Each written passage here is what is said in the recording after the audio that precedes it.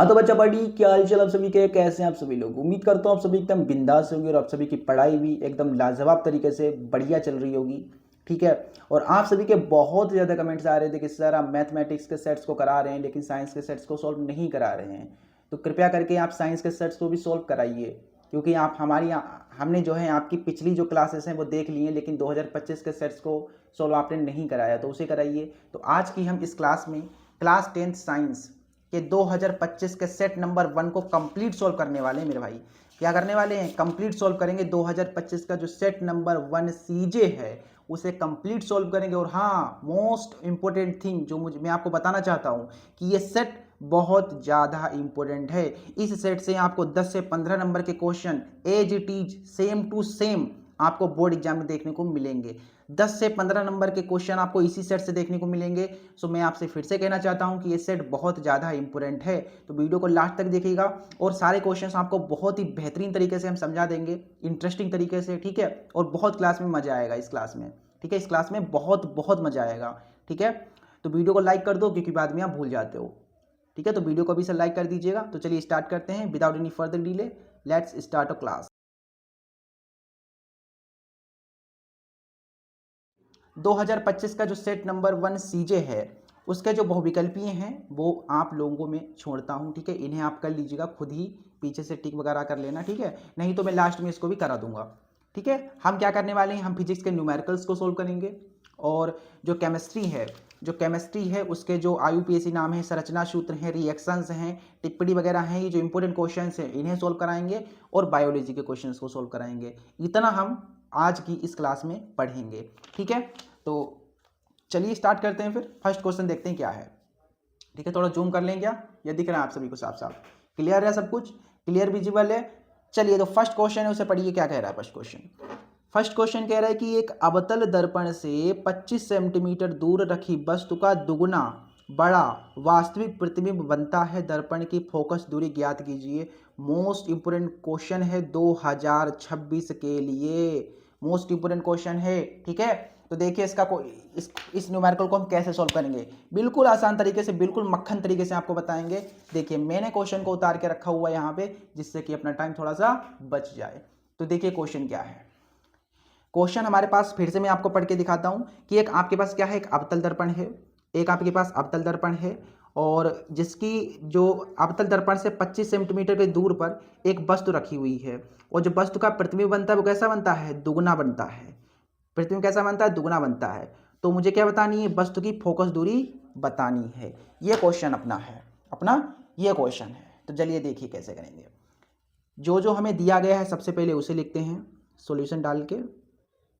देखिए बहुत आराम से, बिल्कुल नम्रता से हम क्वेश्चंस को सॉल्व कर देंगे, बिल्कुल आराम से। तो देखिए क्या दिया गया है।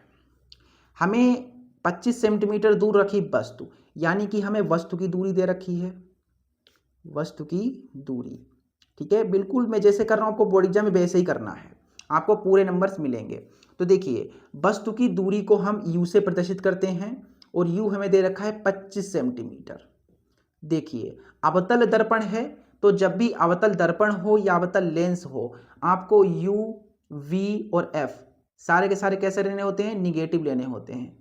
ठीक है, निगेटिव लेने होते हैं। तो ये यू होगा वो कैसा लेना होगा? निगेटिव, यानी माइनस में लेना पड़ेगा। तो यू हमें दे रखा है। और हाँ, वस्तु का दुगना बड़ा प्रतिबिंब, यानी कि प्रतिबिंब कैसा बन रहा है? दुगना बन रहा है। यानी जो प्रतिबिंब का साइज है, जो आवर्धन है, वो कितना है? देखिए आवर्धन जो है, जो साइज है, ठीक है, जो साइज है, जो आवर्धन, देखिए आवर्धन को हम एम से प्रदर्शित करते हैं, याद रखिएगा बात को। आवर्धन हमें दे रखा है दुगुना, यानी कि 2 दे रखा है। ठीक है, कितना दे रखा है? 2 दे रखा है सेंटीमीटर में। और आवर्धन में ही आपको कैसा लेना पड़ेगा? माइनस में लेना पड़ेगा। नहीं, आवर्धन 2 गुना है तो ये प्लस में ही लेना पड़ेगा। ठीक है, कोई दिक्कत ना।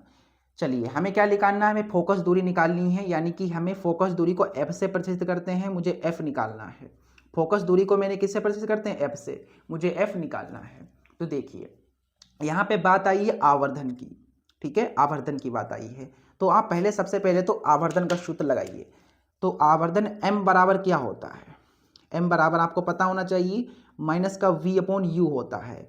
ठीक है, अवतल दर्पण के लिए माइनस v अपॉन यू होता है m बराबर। ठीक है, ये हमेशा आपको सूत्र याद रखना है, m बराबर माइनस बी अपॉन यू होता है, ये फार्मूला आपका होता है। ठीक है, तो देखिए सबसे पहले आपको यहाँ पे मानों को रख देना है, अब कुछ नहीं करना है। देखो m कितना है, 2 है, ठीक है, माइनस v कितना है आपका, देखिए v तो मुझे पता नहीं है, वही निकालना है मुझे अभी थोड़ी देर के लिए। u देखिए आपका माइनस का 25 है, माइनस का 25 है, सॉरी मैं आपको यहाँ पर एक चीज़ बताना चाहता हूँ। देखिए अवतल दर्पण है ना, तो u v f और m ये सारे के सारे कैसे होते हैं, निगेटिव होते हैं, तो आपको निगेटिव लेना पड़ेगा। मैं पहले निगेटिव ले रहा था, ठीक है, तो आपको क्या करना है, निगेटिव ही लेना होगा जब अवतल दर्पण होगा तो। ठीक है, तो m हम कैसा लेंगे, निगेटिव का लेंगे, m कैसा लेंगे, निगेटिव का लेंगे।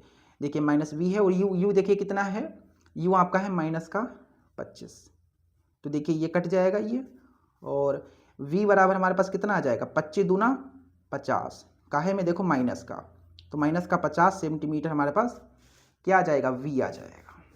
तो देखिए हमें v भी मिल गया, हमें u भी पता है, तो f हम निकाल सकते हैं आराम से, कैसे, दर्पण के सूत्र से। अब लगाएंगे दर्पण का सूत्र, ठीक है, दर्पण का सूत्र, दर्पण का सूत्र क्या होता है, दर्पण का सूत्र आपको पता होना चाहिए कि 1/f बराबर 1/v प्लस 1/u होता है। अगर यहाँ पे लेंस होता तो हम क्या कर देते, प्लस की जगह माइनस कर देते बस। ठीक है, तो हमें दर्पण की बात करी गई थी, क्योंकि हमारे पास दर्पण था इसलिए मैंने प्लस लिया।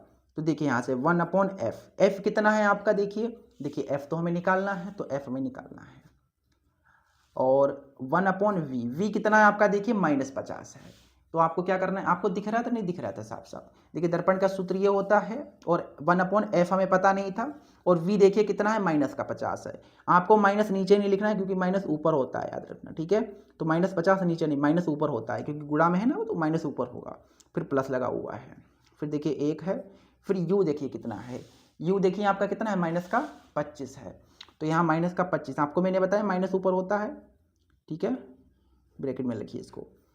अब देखो 1/f बराबर ये माइनस का 1/50 है, प्लस माइनस माइनस होगा 1/25, तो देखिए 1/f बराबर ये हो जाएगा, देखिए 25 एकम 25, 50 एकम 50, इसकी गुणा कराई 25 पंजे 1 से 25 और एक 0 ये, ठीक है, तो 1/f बराबर ये जुड़ जाएंगे, -50 है और -25 है, तो प्लस हो जाएंगे, ये कितने हो जाएंगे, 75, का है कि माइनस के, नीचे कितने हैं, 125 हैं, 25 तियाँ 75, 25 पंजे 1 से 25, यानी कि हमारे पास जो 1/f आ गया है वो कितना आ गया है, -3/50, f के इधर गुणा कराने पर -3f मिलेगा, और 50 एकम 50, यानी f बराबर -50, देखिए गुणा में 3 है तो बट्टे में आ जाएगा, सेंटीमीटर में, ठीक है, तो हमारे पास जो फोकस दूरी होगी वो कितनी होगी, -50/3 सेंटीमीटर होगी। समझ में आ गया क्वेश्चन। देखिए यहाँ पे मैं आपको फिर से बताना चाहता हूँ, आवर्धन दिया गया था इसलिए मैंने m का सूत्र लगाया, m का सूत्र लगाने से फायदा ये हुआ कि मुझे b मिल गया, और मुझे देखिए b भी मिल गया और u भी मिल गया, b भी देखो, b मैंने निकाल लिया और u मुझे पता था, मैंने ये रख करके जो है फिर f निकाल दिया इस तरीके से, ठीक है। चलिए ये क्वेश्चन इंपॉर्टेंट था, हो गया आराम से। अगला क्वेश्चन देखिए, अगला क्वेश्चन बहुत बार बोर्ड एग्जाम में आ चुका है और इस बार भी ये बोर्ड एग्जाम में आ सकता है, इसीलिए मैं आपको बता रहा हूँ ये क्वेश्चन सारे इंपॉर्टेंट हैं, सारे न्यूमेरिकल्स मोस्ट इंपॉर्टेंट हैं।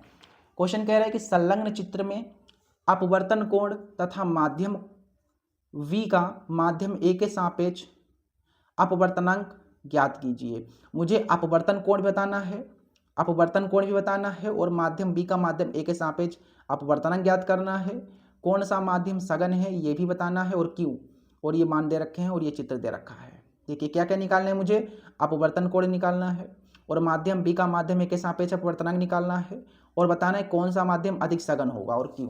देखिए ये क्वेश्चन बहुत इंपॉर्टेंट है, क्वेश्चन कैसा है, बहुत इंपॉर्टेंट है। देखिए सारे क्वेश्चंस मैंने आप सभी के लिए उतार के रखे हुए हैं, जिससे कि अपना टाइम बच जाए और हम ज़्यादा से ज़्यादा पढ़ पाएँ, ठीक है।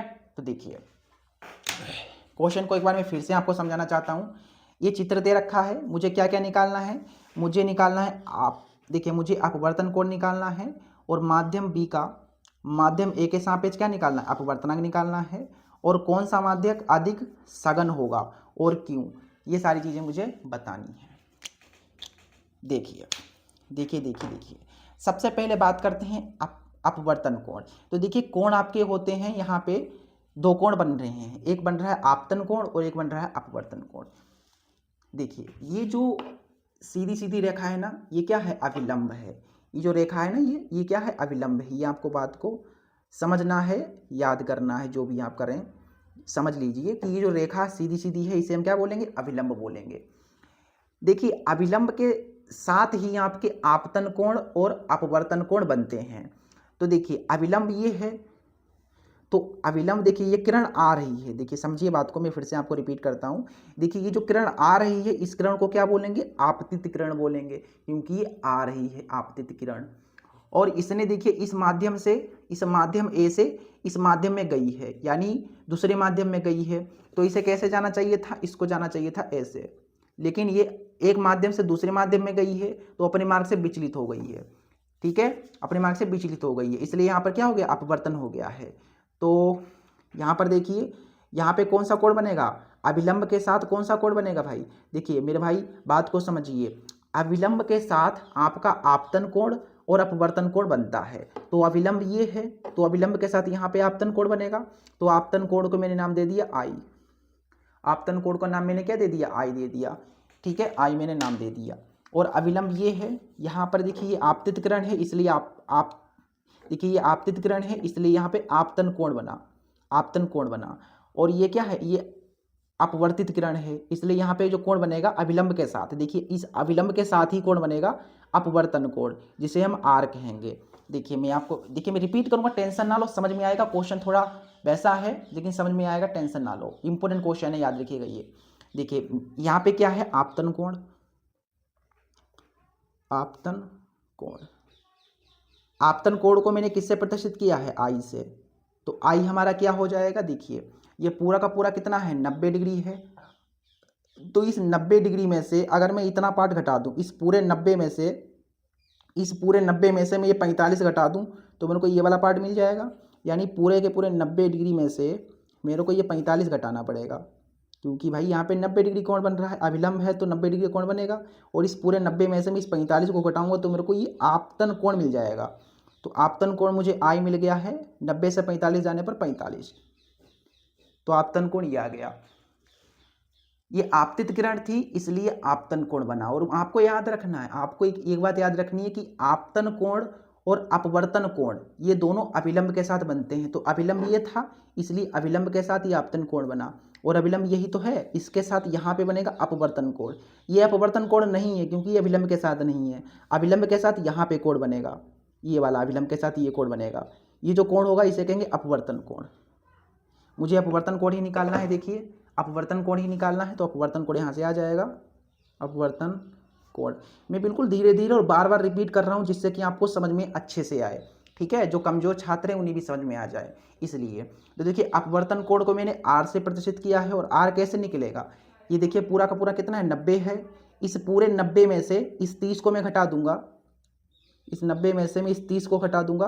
देखो ये पूरा 90 था, उस 90 में से मैंने इतना ये हिस्सा घटा दिया, ये घटा दिया, तो मेरे को ये मिल गया।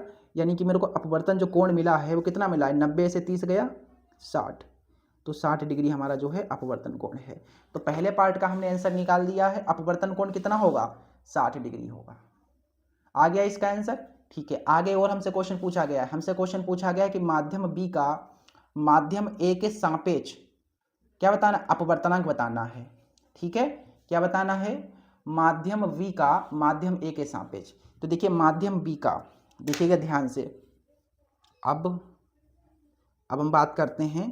तो देखिए माध्यम किसका, माध्यम बी का, तो मैंने म्यू से प्रदर्शित करके म्यू है। ठीक है, तो म्यू वी यानी कि माध्यम बी का माध्यम ए के सापेक्ष। देखिए सापेक्ष का मतलब होता है जिसके सापेक्ष होता है वो बटे में होता है। तो ए के सापेक्ष बोला गया है, तो ए को आपको कहाँ लेना पड़ेगा, बटे में लेना पड़ेगा, और म्यू आपको लगा देना है। म्यू आपको क्यों लगाना है, क्योंकि अपवर्तनांक है। तो माध्यम बी का अपवर्तनांक आपको बताना है माध्यम ए के सापेक्ष। देखिए देखिए माध्यम वी का मुझे अपवर्तनांक बताना है माध्यम ए के सापेक्ष। तो जिसके सापेक्ष बोला जाएगा उसको हम बटे में रखेंगे, ये चीज़ मुझे बतानी है बस। ठीक है, मैं फिर से बताता हूँ, आपको समझ में नहीं आया तो। माध्यम बी का मुझे अपवर्तनांक बताना है, तो माध्यम बी, तो बी का मुझे अपवर्तनांक, देखो अपवर्तनांक के लिए म्यू मैंने लगा दिया है। ठीक है। और किसके सापेक्ष बताना, ए के सापेक्ष, जिसके सापेक्ष बताया जाएगा उसे हम बटे में रखेंगे। और ए के सापेक्ष, तो मैंने ए के सापेक्ष बताना तो मैंने ए को बटे में रखा, तो यानी कि म्यू वी अपॉन म्यू ए मुझे निकालना है। ये क्वेश्चन है तुम्हारा। ठीक, चलिए तो देखिए सबसे पहले आपको स्नेल का नियम पता है कि नहीं, नहीं पता, मैं बता देता हूँ। स्नेल का नियम, स्नेल के नियम के हिसाब से जो माध्यम तुम्हारा v है, जो माध्यम, ये माध्यम तुम्हारा पहले कौन सा होगा, माध्यम a ले लो, ये माध्यम b ले लो, कोई भी ले लो यार। तो माध्यम तो लो, हम बात करते हैं b की, तो माध्यम ये तुम्हारा v रहेगा। ठीक है, तो माध्यम v जो होगा, माध्यम जो v है, माध्यम जो v है उसका क्या अपवर्तनांक, और देखो माध्यम b के साथ कौन आएगा मेरे भाई, कौन आएगा बताओ, ये आएगा ना, r आएगा ना, b में कौन है, r है, बताइए बताइए बताइए। ठीक है, तो कौन आएगा मेरे भाई, यहाँ से r आ जाएगा बराबर। फिर a है माध्यम, उसका क्या अपवर्तनांक, किसके सापेक्ष, a में कौन है मेरे भाई, i रहेगा, तो साइन i लेना है आपको। ठीक है, तो मुझे क्या निकालना है, म्यू वी अपॉन म्यू ए, तो म्यू वी और म्यू ए को कहाँ ले आएंगे हम, बटे में ले आएंगे। और देखो क्योंकि मुझे म्यू वी और म्यू ए चाहिए, तो म्यू ए को मैंने बटे में लिया म्यू वी के, और यहाँ पे क्या है साइन आई है, और ये जो आर है ये बटे में चला जाएगा। ठीक है, ये यहाँ से इतनी सारी चीज़ें हैं, और हमें आई भी पता है और आर भी पता है। आई कितना है 45 डिग्री है, और आर तुम्हारा 60 डिग्री है। ठीक है, तो देखिए अब आगे देखिए थोड़ा ध्यान से, तो देखिए अब मानो को रखो तो आपका आंसर आ गया है, mu V upon mu A sine i, i कितना है, आई हमने अभी देखो 45 डिग्री निकाला है, तो आई यहाँ पे 45 डिग्री लिख दो, और साइन आर, आर कितना है 60 डिग्री है, तो 60 डिग्री लिख दो। तो देखोगे आप म्यू वी अपॉन म्यू ए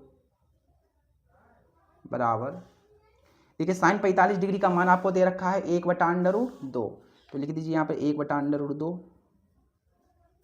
फिर साइन 60, साइन 60 का मान कितना है √3/2, तो √3/2 लिख दीजिए। अब देखिए सबसे नीचे वाला सबसे ऊपर गुणा करेगा ऐसे करके, और ये, तो देखिए क्या आएगा हमारे पास, म्यू वी अपॉन म्यू ए बराबर 2 एक कम 2, और नीचे √3 की इधर गुणा हो जाएगी, तो √2 गुना √3। ठीक है, तो मैं क्या कह सकता हूँ यहाँ से, म्यू वी अपॉन म्यू ए, ध्यान से देखिएगा बिल्कुल, देखिए ये जो 2 है इसको मैं क्या लिख सकता हूँ, इसको मैं क्या लिख सकता हूँ, या ऐसे समझो ये 2 है ऊपर। ठीक है, और ये जो तुम्हारे पास √2 है मैं इसको लिख सकता हूँ क्या, चलिए ऐसा समझिए, ऐसे समझिए, ये जो 2 है मैं इसको लिख सकता हूँ √2 गुना √2। ठीक है, और नीचे तुम्हारे पास क्या है √2 गुना √3 है, ये कट जाएगा तुम्हारा, तो कितना आ जाएगा हमारे पास, म्यू वी अपॉन म्यू ए बराबर, ऊपर बचा √2 और नीचे बचा 3, और इसका अंडर और इसका अंडर हटा करके पूरे पे अंडर लगा दो, तो म्यू वी अपॉन म्यू ए हमारे पास आ गया है अंडर में 2/3। तो ये होगा माध्यम बी का माध्यम ए के सापेक्ष अपवर्तनांक, कितना होगा √2/3 होगा। ठीक है, √2 ऑफ 2/3 होगा। इसके बाद हमसे क्या पूछा गया था, देखिए इसका भी आंसर हमने दे दिया। फिर पूछा गया था कौन सा माध्यम सघन है, तो देखिए सघन माध्यम कौन सा होता है, और एक होता है सरल माध्यम और एक होता है विरल माध्यम। तो देखिए सघन माध्यम क्या होगा और विरल माध्यम क्या होगा, ये देखिए सेकंड वाले का आंसर था, वो फर्स्ट वाले का आंसर ये आ गया फर्स्ट वाले का। अब थर्ड वाले का आंसर देखिए, यहीं पे मैं इतने ही बीच में आपको बता देता हूँ। तो देखिए एक होता है तुम्हारा सघन माध्यम, एक होता है सघन माध्यम, और हमसे सघन माध्यम ही पूछा गया है, और एक होता है तुम्हारा विरल माध्यम, विरल माध्यम। ठीक है, तो देखो सघन माध्यम क्या होता है, जिसका अपवर्तनांक, ठीक है, जिसका अपवर्तनांक 1 से अधिक हो। तो सघन माध्यम का मतलब क्या होगा, सघन माध्यम का मतलब होगा जिसका अपवर्तनांक, सघन माध्यम मतलब जिसका अपवर्तनांक 1 से क्या हो, अधिक हो, वो सघन माध्यम होगा। ठीक है, और विरल माध्यम जिसका अपवर्तनांक 1 हो या 1 से कम हो, वो विरल माध्यम होगा। तो सघन माध्यम का मतलब जिसका अपवर्तनांक 1 से अधिक हो। तो आप देखेंगे यहाँ पे जो तुम्हारा म्यू ए है उसका अपवर्तनांक कितना आया है, √3 आया है। ठीक है, और √3 देखिए यहाँ पे मैं आपको कंपेयर करके बताऊं, तो कंपेयर करेंगे जब आप, तो म्यू वी जो आया है वो आपका कितना आया, √2 आया है, और जो म्यू ए आया है वो कितना आया है, √3 आया है। और अंडर रूट 2 का मान शायद होता है, इसका शायद मान जो भी होगा, और अंडर रूट 3 का मान कितना होता है, अंडर रूट 3 का मान होता है 1.73, और इसका जो अंडर रूट 2 का मान होता है वो 1.73 से क्या होता है, कम होता है। अंडर रूट 2 का जो मान होगा वो कम होगा अंडर रूट 3 से। इसका मतलब किसका माध्यम किसका अपवर्तनांक 1 से अधिक है, तो 1 से अधिक किसका है, माध्यम ए का। देखिए माध्यम जो ए है, जो म्यू ए है, मतलब माध्यम ए का जो अपवर्तनांक है वो क्या है, 1 से अधिक है। देखिए 1.7 1 से अधिक है। इसका मतलब ये हो गया कि जो माध्यम ए होगा वो अधिक सघन होगा, माध्यम ए अधिक सघन होगा। ठीक है, क्यों क्यों सदी को भाई माध्यम ए अधिक सघन क्यों होगा, क्योंकि इसका अपवर्तनांक 1 से अधिक है। समझ में आ रहा है क्वेश्चन, बताइए क्वेश्चन समझ में आया कि नहीं, बहुत बढ़िया। ठीक है, इस तरीके से आपका जो है आंसर हो जाएगा। ओके, और माध्यम बी जो होगा वो विरल होगा। ठीक है, जो माध्यम बी होगा वो क्या होगा, विरल होगा। माध्यम बी वो क्या होगा, विरल होगा। माध्यम ए हमसे पूछा गया था कौन सा माध्यम अधिक सघन है, तो माध्यम ए अधिक सघन होगा। ये अधिक सघन क्यों हुआ, क्योंकि इसका जो अपवर्तनांक है वो 1 से अधिक है। माध्यम ए का जो अपवर्तनांक है वो 1 से अधिक है, इसलिए। ठीक ठीक है, ओके, समझ में आया क्वेश्चन। ठीक है, बढ़िया है। अगर समझ में नहीं आया है तो आप लोग कमेंट में बताइए।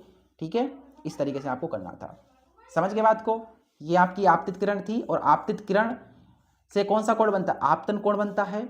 देखिए आपतन कोण और अपवर्तन कोण दोनों अभिलंब की ओर झुके होते हैं, अभिलंब के साथ बनते हैं। तो ये अभिलंब है, इसके साथ यहाँ पे बनेगा आपतन कोण, यानी कि आई मैंने मान लिया, और यहाँ पे जो है ये अभिलंब है, इसके साथ अपवर्तन कोण बनेगा। तो जो आई है वो हमने यहाँ से निकाल लिया, 90 से 45 घटा करके 45, और ये अपवर्तन कोण कैसे आएगा, 90 में से इस 30 को घटाओगे तो ये अपवर्तन कोण आ जाएगा। फिर मैंने यहाँ से हमसे पूछा गया था माध्यम बी का माध्यम ए के सापेक्ष अपवर्तनांक। तो देखिए माध्यम बी का अपवर्तनांक किसके सापेक्ष, ए के सापेक्ष। जिसके सापेक्ष होता है उसको नीचे रखते, तो मैंने ए को नीचे रखा। तो मेरे को म्यू बी अपॉन म्यू ए निकालना था। आपको पता है स्नेल के नियम से कि जो मतलब जो बी का अपवर्तनांक अगर लेना है, ठीक है, तो बी का अपवर्तनांक, माध्यम बी का अपवर्तनांक, तो गुणा भी करानी पड़ेगी किसके, उसके एंगल के साथ, उसकी जया के साथ। तो देखिए माध्यम बी के साथ जो जया बन रही थी वो क्या बन रही थी, आर बन रही थी। तो ये है, मैंने आर लिया। फिर माध्यम ए के साथ माध्यम ए का कोण लेनी है, मतलब ए की जया लेनी है। तो ए की जया कितनी है, आई है, तो साइन आई। या ऐसे आप याद कर लीजिए कि mu V upon mu A कितना हो जाएगा, यहाँ से sine I upon sine R हो जाएगा। फिर मैंने मानों को रख करके सॉल्व किया, ये आ गया इसका आंसर। फिर मुझे पूछा गया था कौन सा माध्यम अधिक सघन है, तो आपने देखा जो म्यू ए है उसका मान 1 से ज़्यादा है, उसका जो अपवर्तनांक है वो 1 से ज़्यादा है, इसलिए माध्यम ए अधिक सघन होगा। चलिए नेक्स्ट क्वेश्चन देखते हैं।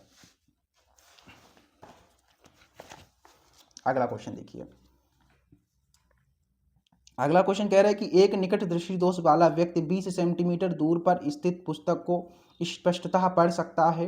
पुस्तक को 25 सेंटीमीटर दूर रखकर पढ़ने के लिए कैसा और कितनी फोकस दूरी का लेंस अपने चश्मे में प्रयुक्त करना पड़ेगा।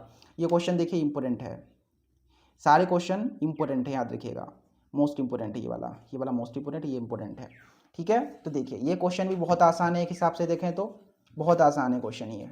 देखिए कहाँ है भाई क्वेश्चन, ये तुम्हारा क्वेश्चन रहा यहाँ पे, देखिए ये क्वेश्चन है। ठीक है, हो सकता है वहाँ पे आपको समझ में ना आया हो क्वेश्चन क्या कह रहा है। अब फिर से देखिए क्वेश्चन क्या कह रहा है। मतलब कोई एक बंदा है, एक व्यक्ति है जिसको निकट दृष्टि दोष है। और निकट दृष्टि दोष क्या होता है, निकट दृष्टि दोष क्या होता है, एक ऐसा दोष जिसमें निकट की वस्तुएं स्पष्ट दिखाई देती हैं लेकिन दूर की वस्तुएं स्पष्ट दिखाई नहीं देती हैं। जैसे मान लीजिए कि आप हैं, आपको निकट दृष्टि दोष हो गया, तो इसका मतलब आपको पास की वस्तुएं दिखाई देंगी लेकिन दूर की वस्तुएं दिखाई नहीं देंगी, तो ये निकट दृष्टि दोष होता है। और निकट दृष्टि दोष का समाधान कैसे होता है, निकट दृष्टि दोष अगर हो गया है तो आपका समाधान होगा अवतल।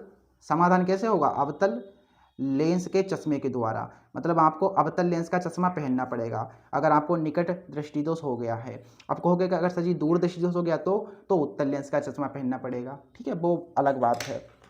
अब देखिए आगे देखिए, एक बंदा है जिसको निकट दृष्टि दोष है, वो व्यक्ति जो है वो 20 सेंटीमीटर तक देख सकता है।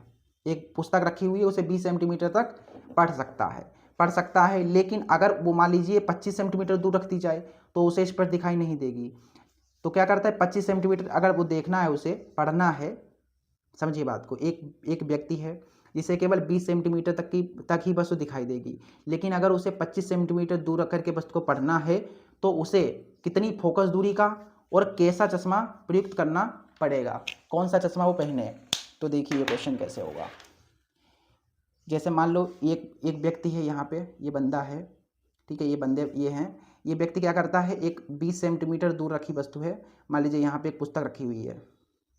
इस पुस्तक को जो है ये कितने सेंटीमीटर पे, 20 सेंटीमीटर, यहाँ तक वो पढ़ सकता है। लेकिन मान लो यही बंदे अगर हैं, मतलब ये एक बंदा है, लेकिन यहाँ पे मान लीजिए एक बुक रखी हुई है, वो 20 सेंटीमीटर तो पढ़ लेगा, लेकिन अगर उसे 25 सेंटीमीटर दूर रखी वस्तु को पढ़ना है तो उसे कितनी फोकस दूरी का लेंस और कैसा लेंस प्रयुक्त करना पड़ेगा, पहनना पड़ेगा। तो ये क्वेश्चन है तुम्हारा। मैं इसलिए बार बार रिपीट करता हूँ क्वेश्चन को, ताकि आपको जो है क्वेश्चन बिल्कुल दिमाग में बैठ जाए, आपके दिमाग में बिल्कुल माइंड में ये क्वेश्चन बैठ जाए, और आपको वहाँ जब एग्जाम में आप पढ़ें क्वेश्चन तो आपको याद आ जाए कि हाँ ये वाला क्वेश्चन मैंने किया है। इसलिए मैं बार बार रिपीट करता हूँ, ठीक है। अगर आप जैसे कि अगर आपको धीमे धीमे वीडियो लग रही है तो आप स्पीड में थोड़ा जो है 2x पे चला लीजिए, 1.5x पे वीडियो को चला लीजिए, ठीक है। लेकिन मैं आपको धीरे धीरे ही समझाऊंगा जिससे कि सारे बच्चों को समझ में आए। देखिए इस क्वेश्चन का सॉल्यूशन, सबसे पहले क्या दिया गया है उसे लिखिए। दिया है, यहाँ पे आप देखेंगे कि हमें दिया गया है कि 20 सेंटीमीटर दूर स्थित वस्तु, यानी ये जो वस्तु है उसकी दूरी कितनी है, 20 सेंटीमीटर है। यानी कि u हमको दे रखा है, हमने बताया ना अभी पीछे आपको, वस्तु की जो दूरी होती है उसे u से प्रदर्शित करते हैं। u हमें दे रखा है 20 सेंटीमीटर, और इसमें कौन सा लेंस लगेगा आपको पता है, अवतल लेंस लगेगा। और अवतल लेंस में u क्या होता है, निगेटिव होता है। u, v, f, m ये सब निगेटिव होते हैं। अच्छा, ये 25 सेंटीमीटर दूर रख करके उसे पढ़ना है, यानी अब कितना पढ़ना है, 25 सेंटीमीटर, यानी कि v जो दे रखा है वो 25 सेंटीमीटर दे रखा है, मैंने माइनस में लिया। मुझे f निकालना, तो सिंपल क्वेश्चन है यार, ठीक है, तो निकाल ही लोगे। फिर आपको पता है लेंस का सूत्र लगाना है आपको, ठीक है, क्योंकि लेंस की बात हो रही है भाई। दोष वगैरह है, निकटदर्शी दोष है या दूरदर्शी दोष है, उसको दूर करने के लिए आप दर्पण तो लगाओगे नहीं, लेंस ही लगाओगे। तो लेंस का सूत्र आपको लगाना पड़ेगा, तो लगाओगे यहाँ पे लेंस के सूत्र से। तो लेंस का सूत्र होता है 1/f बराबर 1/v माइनस 1/u। तो बस ये वाला सूत्र लगा दो, 1/f, f आपको निकालना है, और 1/v, v कितना है देखें आप, -25 है, माइनस को ऊपर लिखना होता है, और u कितना है देखिए, माइनस का 20 है, तो माइनस ऊपर लिखिए, 20 को यहाँ पर रखिए और ब्रेक लगा दीजिए। जैसे पीछे किया था वैसे ही निकाल दो। देखिए यहाँ से हो जाएगा माइनस का 1/25 है ये, और माइनस माइनस प्लस 1/20, ये हो जाएगा 1/f बराबर 20 एकम 20 और 25 एकम 25, और ये 25 दूना 50 और एक 0 ये। तो 1/f बराबर 25 में से 20 चला गया, 5 बचेगा, और नीचे तुम्हारे पास 500 है, काटने पर 5 एकम 5 5 एकम 5 0। तो 1/f बराबर हमारे पास कितना आ गया, 1/100, यानी कि f एकम f, तो f बराबर आ गया 100 सेंटीमीटर। और 100 सेंटीमीटर को अगर मीटर में कन्वर्ट करूंगा तो 100 सेंटीमीटर का मतलब क्या होता है, 1 मीटर। 1 मीटर में 100 सेंटीमीटर ही होते हैं। तो कितनी फोकस दूरी का चश्मा पहनना पड़ेगा उसे, 1 मीटर दूरी का। तो ऐसे लिख सकते हैं, अतः 1 मीटर फोकस दूरी वाला चश्मा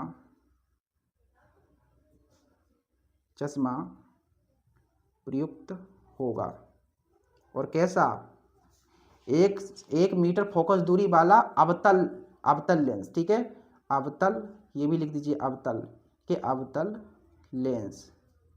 अवतल लेंस वाला चश्मा, ठीक है, ये लिखिएगा आप क्या लिखेंगे, 1 मीटर फोकस दूरी वाला अवतल लेंस वाला जो चश्मा होगा वो प्रयुक्त होगा, क्योंकि भाई निकट दृष्टि दोष है और उसका समाधान होगा अवतल लेंस के द्वारा, अवतल लेंस के चश्मे के द्वारा होगा। अगला क्वेश्चन देखिए, नेक्स्ट क्वेश्चन।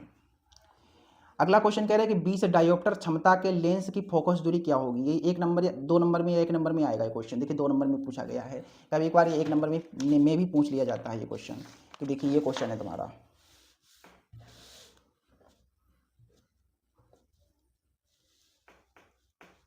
देखिए ये क्वेश्चन है तुम्हारा। ये 20 डायोप्टर, डी का मतलब डायोप्टर, ठीक है, डायोप्टर को डी से प्रदर्शित करते हैं। क्षमता, तो हमें जो क्षमता दे रखी है, क्षमता को हम किससे प्रदर्शित करते हैं, पी से। पी हमको दे रखी है 20 डायोप्टर दे रखी है, पी हमें 20 डायोप्टर दे रखी है। मुझे क्या निकालना है, फोकस दूरी, यानी मुझे एफ निकालना है। तो मुझे ये बताओ कि लेंस क्षमता और फोकस दूरी में क्या संबंध होता है। आपको पता है ना, पी बराबर क्या होता है, 1/f होता है। पी बराबर क्या होता है, 1/f, किसमें, मीटर में होता है ये।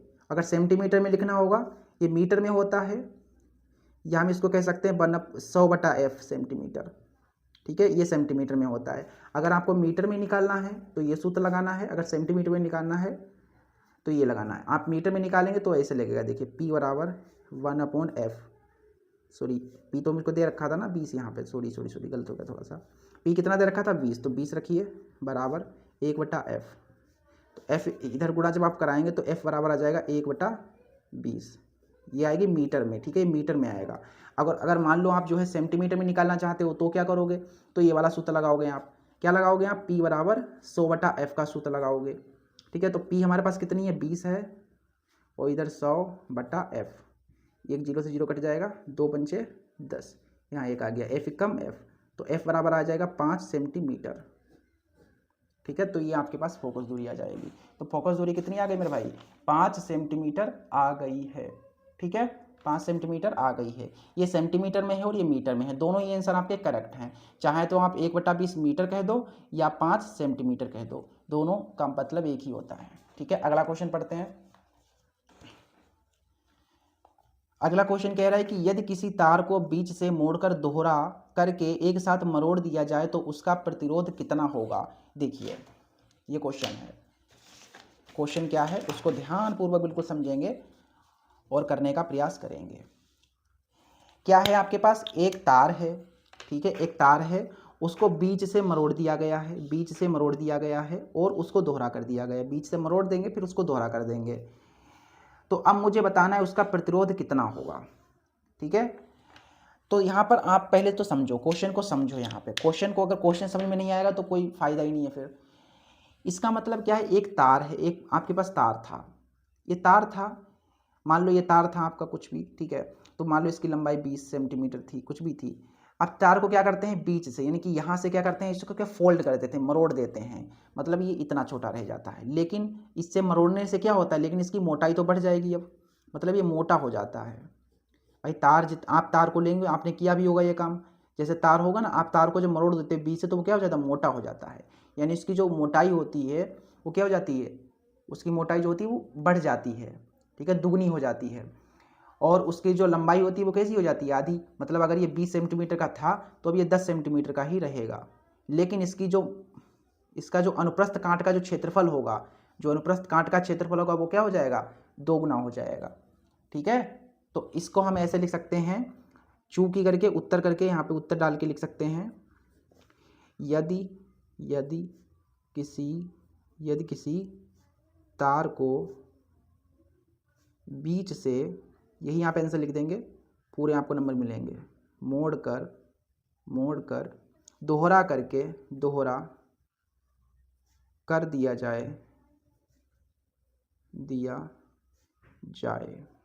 तो क्या होगा मेरे भाई, तो क्या होगा, मैंने आपको बताया इसकी जो लंबाई होगी वो क्या हो जाएगी, आधी हो जाएगी भाई। तो इसकी लंबाई कैसी हो जाएगी, आधी हो जाएगी तथा अनुप्रस्थ कांट का जो क्षेत्रफल होगा, मतलब इसकी जो मोटाई होगी, जो क्षेत्रफल होगा, अनुप्रस्थ कांट का जो क्षेत्रफल होगा वो क्या हो जाएगा, दोगुना हो जाएगा,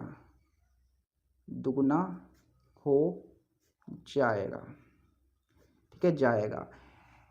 इसलिए इसका जो प्रतिरोध होगा, नया प्रतिरोध जो निकलेगा, जो अब नया प्रतिरोध निकलेगा वो क्या होगा, वो 1/4 हो जाएगा किसका, मूल प्रतिरोध का हो जाएगा। बस यही आपका आंसर होगा। तो नया जो प्रतिरोध होगा वो क्या होगा, मूल प्रतिरोध का 1/4 हो जाएगा। ये कैसे हुआ, इसको अगर आप प्रूफ चाहते हैं, अगर आप इसका प्रूफ चाहते हैं तो आप जो है टेलीग्राम ग्रुप को ज्वाइन कर लीजिए, वहाँ मैं इसको प्रूफ के साथ बता दूंगा ये कैसे हुआ है। बाकी अभी आप इतना याद रखिए कि अगर कोई तार है उसको बीच से मरोड़ दिया गया है तो उसकी जो लंबाई होगी वो आधी हो जाएगी और उसका जो अनुप्रस्थ कांट का क्षेत्रफल होगा वो दोगुना हो जाएगा। इसलिए जो नया प्रतिरोध निकलेगा वो जो पुराना वाला प्रतिरोध है उसका 1/4 हो जाएगा। अगला क्वेश्चन देखिए, नेक्स्ट क्वेश्चन देखिए, न्यूमेरिकल है हमारे पास, ठीक है। अगला न्यूमेरिकल कह रहा है कि दो प्रतिरोध हैं, 3 ओम और 5 ओम के हैं। इन्हें किसी सेल से जोड़ने पर कौन सा प्रतिरोध अधिक गर्म होगा यदि इन्हें परस्पर समांतर क्रम में जोड़ा जाए। अगर इन्हें हम समांतर क्रम में जोड़ दें तो कौन सा प्रतिरोध अधिक गर्म होगा। अच्छा, तो ये क्वेश्चन है। देखिए आपके पास क्या है, दो प्रतिरोध हैं। पहला प्रतिरोध मान लेता हूँ R1 है, सॉल्यूशन कर रहे हैं यहाँ से। ठीक है, बहुत सिंपल क्वेश्चन है। ठीक है, बहुत सिंपल क्वेश्चन है। देखिए यहाँ पे क्या है, R1 है आपके पास। देखिए R1 कितना है, आप देखेंगे कि दो प्रतिरोध हैं आपके। पहला है एक 2 ओम और एक है 5 ओम। ठीक है, ये आपके दो प्रतिरोध हैं। पहला R1 है आपके पास 3 ओम और एक दूसरा प्रतिरोध है R2 जो कि है 5 ओम। पहले प्रतिरोध को R1 मान लिया, दूसरे वाले प्रतिरोध को मैंने R2 मान लिया, जो कि आपके पास इतना है। ठीक है, ये 5 लिखे हुए बेटा। ठीक है, ये 5 हैं। और आप देखेंगे कि इस पर जो विभवांतर होगा, ठीक है, जो इस पर होगा विभवांतर और जो इस पर विभवांतर होगा, मतलब दोनों पे विभवांतर जो होगा, विभवांतर जो होगा वो क्या होगा, यानी विभवांतर जो बी होगा वो क्या होगा, सेम होगा। सेम होगा। इस पर भी विभवांतर जो लगेगा, जो इस पे विभवांतर लगेगा और जो इस पे विभवांतर लगेगा, मतलब दोनों सिरों पे जो विभवांतर लगेगा वो बिल्कुल बराबर लगेगा। ठीक है, बराबर लगेगा। तो आपको एक बात याद रखनी है कि चूंकि करके आपको एक बात याद रखनी है कि जिसका प्रतिरोध, जिसका, बिल्कुल बात को, इस पॉइंट को आपको याद रखना है, बिल्कुल दिमाग में डाल लो, जहन में डाल लो अपने बात। ठीक है, जिसका प्रतिरोध, जिसका प्रतिरोध अधिक होता है, अधिक होता है,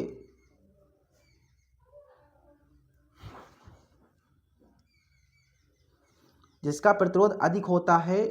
ठीक है, अगर देखिए जो कोई भी प्रतिरोध हो जिसका प्रतिरोध अधिक होगा, उसमें जो गर्मी होगी, उसमें जो ऊष्मा होगी वो उतनी ही कम उत्पन्न होगी। और जिसमें कम प्रतिरोध होगा, जिसमें कम प्रतिरोध होगा उसमें अधिक ऊष्मा उत्पन्न होगी। तो जिसका प्रतिरोध अधिक होगा उसमें कम ऊष्मा उत्पन्न होगी, कम ऊष्मा उत्पन्न होगी, कम ऊष्मा उत्पन्न होगी। हमें बताना है किसमें अधिक ऊष्मा उत्पन्न होगी भाई। तो देखो जिसका प्रतिरोध अधिक होगा तो अधिक किसका है, इस वाले का अधिक है। तो इसमें ऊष्मा कैसी होगी, इसमें ऊष्मा कम उत्पन्न होगी, इसमें ऊष्मा कम उत्पन्न होगी। लेकिन आपसे पूछा कि अधिक किसमें उत्पन्न होगी, तो अधिक तो इसमें उत्पन्न होगी भाई। आपको पता है ना, जिसका प्रतिरोध अधिक होगा उसमें कम ऊष्मा उत्पन्न होगी। तो इस वाले का आप देखेंगे, इस वाले का प्रतिरोध देखो अधिक है ना, इस वाले से अधिक है, सॉरी अधिक है ना ये। अब अधिक है तो प्रतिरोध, तो इसमें ऊष्मा कैसे उत्पन्न होगी, ऊष्मा कम उत्पन्न होगी, इसमें ऊष्मा कम उत्पन्न होगी। तो आपसे पूछा कि अधिक, तो अधिक इस वाले में होगी। तो आपका आंसर हो जाएगा अतः 3 ओम प्रतिरोध अधिक गर्म होगा। ठीक है, गर्म होगा। समझ गए बात को, नहीं समझे बात को?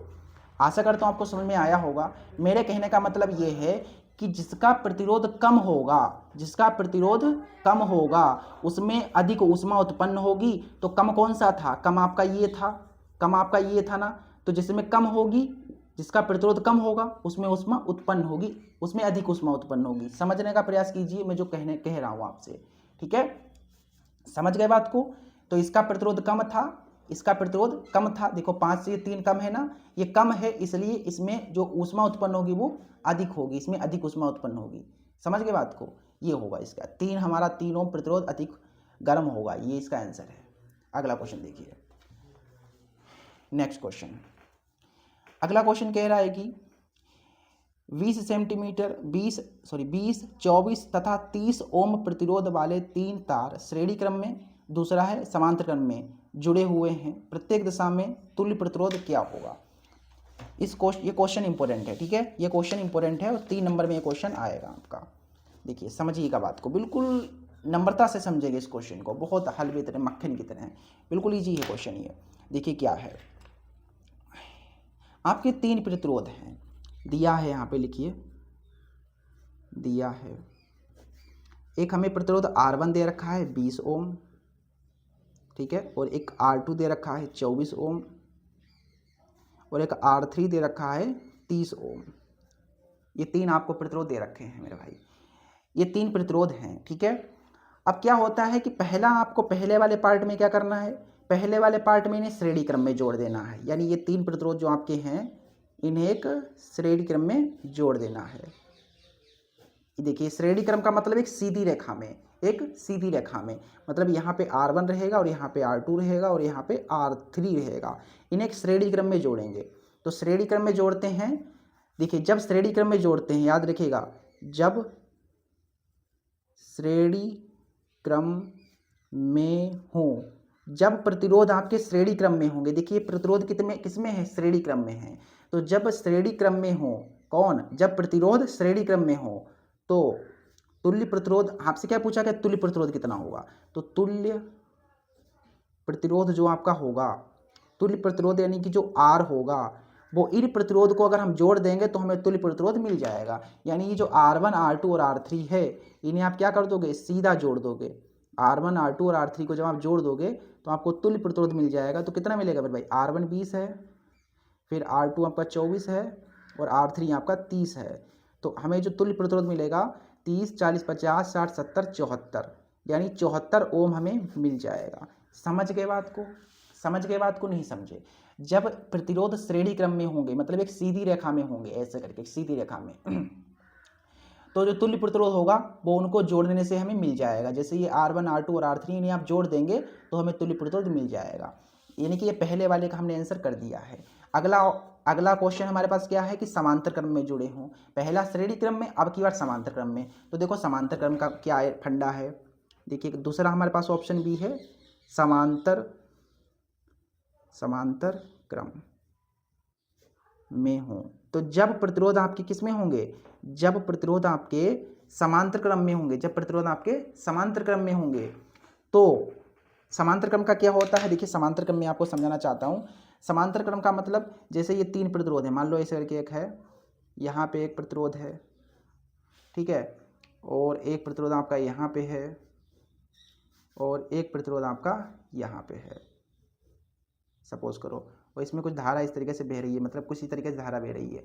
ये जो प्रतिरोध यहाँ पे R1 है, R2 है और R3 है, ये समांतर क्रम में है। और समांतर क्रम में कैसे हैं, समांतर क्रम का मतलब होता है एक दूसरे के ऊपर नीचे हो। तो देखो R1 के नीचे R2 है, R2 के नीचे R3 है, मतलब एक दूसरे के ऊपर नीचे हैं ये, इसलिए इसे हम समांतर क्रम बोल देंगे। तो समांतर क्रम में जब भी जुड़े होंगे प्रतिरोध, तो हमारा जो तुल्य प्रतिरोध होगा, तो जो तुल्य प्रतिरोध होगा वो क्या होगा, तुल्य प्रतिरोध आपका होगा, देखिए तो ये जो R1, R2 और R3 हैं, ये कौन से क्रम में, समांतर क्रम में है। तो देखो हमने श्रेणी क्रम में डायरेक्ट जोड़ के निकाल दिया था, लेकिन इसमें ऐसा नहीं होता है। इसमें ये जो प्रतिरोध है आपके हैं R1 और ये, मतलब ये जो हैं आपके प्रतिरोध, देखिए तुल्य प्रतिरोध का मतलब ये R आगे, इसको R डैश मान लो, इसको R डैश मान लो, इसको R डबल डैश मान लो। तो ये जो तुल्य प्रतिरोध होगा वो कैसे निकलेगा मेरे भाई, तो तुल्य प्रतिरोध निकलेगा वो कैसे निकलेगा, इन प्रतिरोधों को उल्टा करके जोड़ना पड़ेगा। यानी R है, इसको उल्टा कर दो R1, 1/R1, R2 को उल्टा करोगे तो क्या होगा, 1/R2, जोड़ते जाओ, और R3 उसको उल्टा कर दो तो 1/R3। उल्टा करने का मतलब एक के बटे में डाल दोगे तो उल्टा हो जाएगा, ऐसे करके। श्रेणी क्रम में होंगे तो हम डायरेक्ट जोड़ देंगे, तुल्य प्रतिरोध निकालने के लिए डायरेक्ट जोड़ देंगे। अगर समांतर क्रम में होंगे तो हम तुल्य प्रतिरोध कैसे निकालेंगे, उनको उल्टा करके जोड़ना पड़ेगा। तो बस आपका आंसर आ जाएगा, इसको इसमें मान रख दो, तो 1/R डबल डैश, तो 1/R1, R1 कितना था आपका, देखिए 20 था, तो 20 लिखेंगे। R2 कितना था, 24 था, और R3 कितना था, 30 था। तो यहाँ से आपके पास आ जाएगा, इसको जब आप सोल्व करेंगे मेरे भाई तो कितना आएगा, इनका एलसीएम कितना हो सकता है, या ऐसा कीजिए इनको आप डायरेक्ट सोल्व ही मैं आपको बता देता हूँ कितना आएगा। जब सोल्व करेंगे आप तो इसको आपने को देखने को मिलेगा R डबल डैश बराबर 8 सेंटीमीटर, अच्छा 8 ओम, ठीक है 8 ओम, सेंटीमीटर बहुत निकल रहा है मुझसे, ठीक है, ये कितना आएगा, 8 ओम आएगा। अच्छा ये हुआ कैसे, ये कैसे आपने सोल्व कर दिया सर जी, मुझे तो सोल्व करना ही नहीं आता है, तो मैं आपको सोल्व करना बता देता हूँ कैसे आपको सोल्व करना है। तो देखिए 1/R डबल डैश है, आप ऐसा कीजिए इन सब का एलसीएम ले लीजिए, कौन सा एलसीएम हो सकता है, या ऐसा कीजिए आप, देखिए 24 एकम 24, 20 एकम 20, और 24 दूना 48, और इस वाले को ऐसे ही लिखो, ठीक है। और देखो 1/R डबल डैश बराबर, इसे जोड़ देंगे तो ये कितना हो जाएगा, 20 में 40 44, और नीचे कितने हैं 480, और प्लस 1/30। अगर आप इसको सोल्व करेंगे 4 एकम 4, 4 एकम 4, 4 एकम 4, 4 दूना 8, तो कितना हो जाएगा ये R डबल डैश बराबर 30 की इधर गुणा कराएंगे तो 11×3 = 33, 120 कम 120, नीचे कराएंगे तो 12×3 = 36, और ये देखो डबल जीरो हैं, इन्हें जोड़ दीजिए 0 0, 3 और 2 5, 3 और 1 4, और नीचे आपके हैं 36, 1 0 से जो कट गया, और 45 कम 45, 45 का 8 गुना कितना होता है 360। ठीक है, आगे देखिए, तो 1/r डबल डैश बराबर कितना आ जाएगा 1/8, तो r डबल डैश कम r डैश 8 कम 8, तो ओम आ गया। इस तरीके से आपको सोल्व कर लेना है, ठीक है, आपको बस सोल्व करना आना चाहिए। तो इस तरीके से हमने देखिए 8 ओम निकाल दिया, ठीक है। अगला क्वेश्चन करें, चलिए नेक्स्ट क्वेश्चन देखते हैं, अगला क्वेश्चन क्या है, अगला क्वेश्चन देखते हैं क्या है। देखिए नेक्स्ट क्वेश्चन हमारे पास है, मोस्ट इंपोर्टेंट क्वेश्चन है, ठीक है, ये वाला क्वेश्चन भी इंपोर्टेंट था, और ये वाला क्वेश्चन मोस्ट इंपोर्टेंट तुम्हारा रहेगा, ठीक है, बहुत इंपॉर्टेंट क्वेश्चन है ये। कह रहा है कि किसी परिपथ में 5 एम्पियर धारा 8 सेकंड तक प्रवाहित की जाती है, इस समयांतर में परिपथ में कुल कितने इलेक्ट्रॉन गुजरते हैं, यदि परिपथ का प्रतिरोध 20 ओम हो तो इस समयांतर में उत्पन्न ऊष्मा की गणना कीजिए। ठीक है, ये हमको बताना है, ठीक है। तो चलिए देखिए, ये आपका न्यूमेरिकल है और इसे सॉल्व करते हैं। देखिए क्या क्वेश्चन कह रहा है, उसको ध्यानपूर्वक समझिएगा। देखिए हमारे पास क्या है, परिपथ होता है जिसमें हमको धारा दे रखी है इतनी एम्पियर की, और टाइम दे रखा है इतने सेकंड में। अगर इस तरीके से हमारी धारा प्रवाहित होगी तो इस समय में कुल कितने इलेक्ट्रॉन गुजरेंगे वो मुझे बताना है, यानी इलेक्ट्रॉनों की संख्या मुझे बतानी है। और क्या बताना है, अगर आपका प्रतिरोध 20 ओम हो तो हमें उत्पन्न ऊष्मा भी बतानी है, यानी हीटिंग भी निकालनी है। ये क्वेश्चन है आपका। तो चलिए देखिए कैसे करेंगे। सबसे पहले जो दिया गया है उसे लिखिए सॉल्यूशन डाल के। क्या दिया गया है, देखो यहाँ पे दिया है, यहाँ पर देखिए धारा दे रखी है कितनी, धारा हमको दे रखी है, धारा को हम आई से प्रदर्शित करते हैं, और आई हमको दे रखी है 5 एम्पियर, ए से एम्पियर। और सेकंड, यानी कि हमको समय दे रखा है, सेकंड किसका मात्रक होता है, समय का। तो समय हमें को दे रखा है यहाँ पे समय, यानी कि टी से प्रदर्शित करते हैं, हमको दे रखा है यहाँ पे 8 सेकंड, ठीक है, ये दे रखा है। आगे हमें क्या दे रखा है, अच्छा, तो हमें इसके बाद क्या बताना, इलेक्ट्रॉनों की संख्या बतानी है। इलेक्ट्रॉनों की संख्या यानी कि इलेक्ट्रॉनों की संख्या यानी कि नंबर ऑफ इलेक्ट्रॉन मुझे बताना है, n बताना है, ठीक है।